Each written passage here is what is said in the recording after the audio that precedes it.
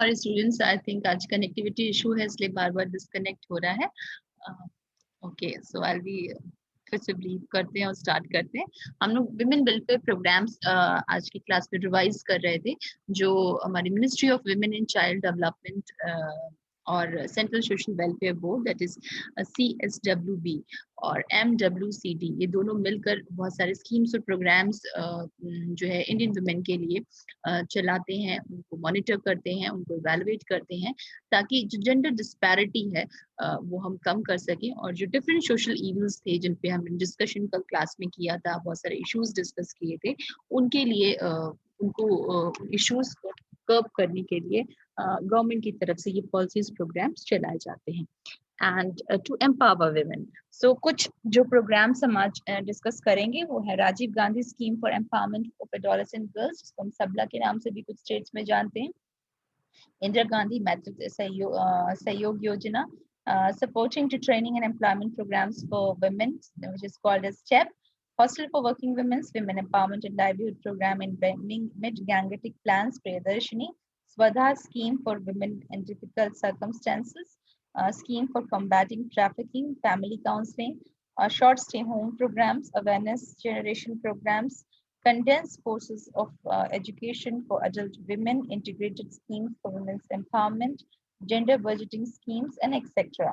So कुछ programs और policies हम discuss करते हैं और देखते हैं कि वो कैसे empower करती हैं और different issues को जो है address करती हैं। So one of the scheme is Rajiv Gandhi scheme for empowerment of adults and girls, जो अब कुछ जो जिसको हम सबला के नाम से भी जानते हैं। So a comprehensive scheme for the holistic development of adults and girls for Rajiv Gandhi scheme for empowerment of adults and girls. Sorry, Sabla is centrally sponsored program of Government of India initiated on April 1, 2011 under Ministry of Women and Child Development. Sabla is being implemented in 205 selected districts across the country using the ICDS platform. In these districts, Sabla has replaced the nutrition program for adults and girls, Krishi and Kishori Shakti Yojana. In the non-Sabla districts, Kishori Shakti Yojana continues as before. Sabla is being implemented through the state government's UTs. There is union territories with 100% financial assistance from the central government for all inputs other than nutrition provision, for which 50% central assistance is provided to states. तो ये एक बड़ा programme है जो कुछ जगहों पर किशोरी शक्ति योजना के नाम से चलता है, जो नॉन सबला स्टेट्स है, और कुछ जगह सबला नाम से चलता है।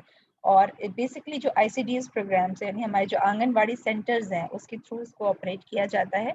और इसका जो 100% फाइनेंशियल असिस्टेंस है जो सेंट्रल गवर्नमेंट देती है, और जो न्यूट्रिशनल कंपोनेंट उन बच्चों को दिया जाता है, बच्चियों को दिया जाता है, उसका 50% सेंटर बेयर करती है और 50% स्टेट जो है वो प्रोवाइड करती है। So Anganwadi Center is the focal point for the delivery of the services.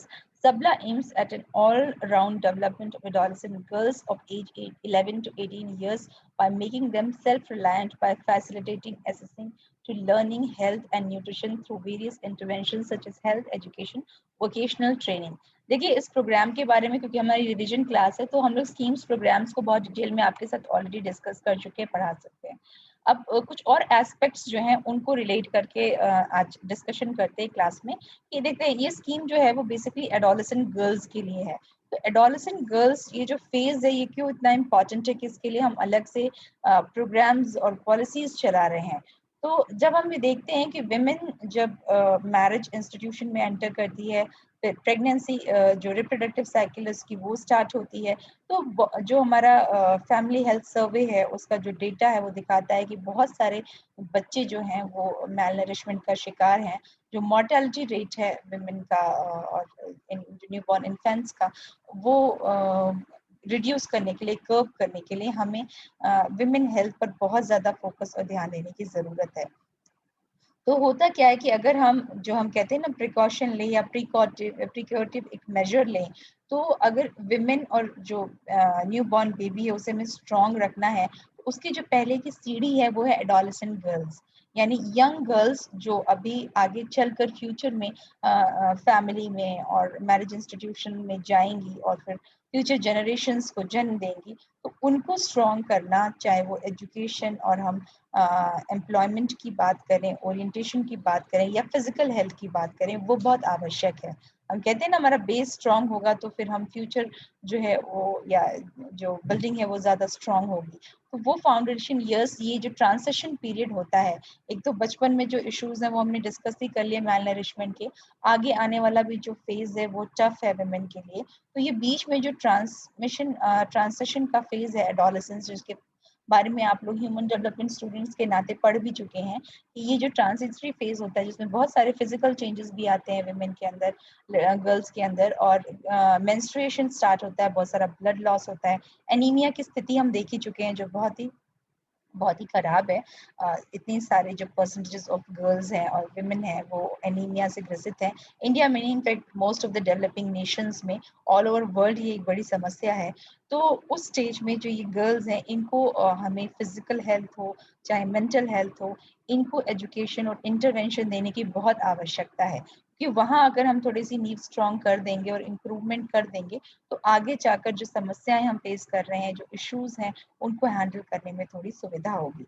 इसीलिए सरकार जो एडोलसेंट लड़कियां हैं उनके लिए स्कीम्स अलग से चलाती है, चाहे वो एजुकेशन से रिलेटेड हो, उनके एजुकेशन में सपोर्ट करना हो, उनकी स्कॉलरशिप्स हो, या फिर इस तरह की सबला और किशोरी शक्ति योजना के द्वारा जो है न्यूट्रिशन कंपोनेंट ऐड किया जाए और एजुकेशन, हेल्थ, वोकेशनल ट्रेनिंग वगैरह उनको दी जाए।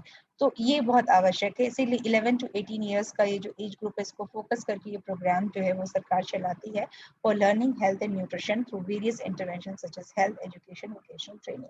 क्योंकि ये हमारे लिए एक अच्छा मौका है जब हम बच्चियों को सशक्त बना सकते हैं, इम्प्रूवमेंट ला सकते हैं उनकी हेल्थ में, जो आगे भी हमारे लिए हेल्पफुल होंगी। Then we have government strategy and action। इसी स्कीम को आगे देखते हैं। The scheme has two major components। दो तरह के components हैं स्कीम के अंदर। पहला है न्यूट्रिशन कंपोनेंट और दूसरा है नॉन न्यूट्रिशन कंपोनेंट।